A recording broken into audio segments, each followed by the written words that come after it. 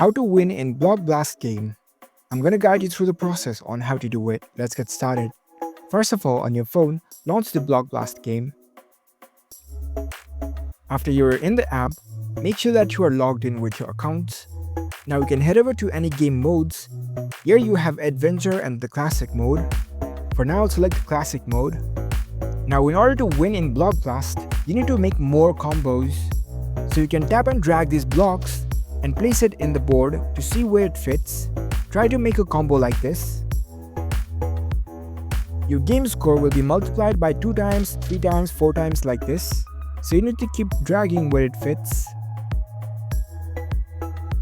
If you place it in different places, you can see different combinations.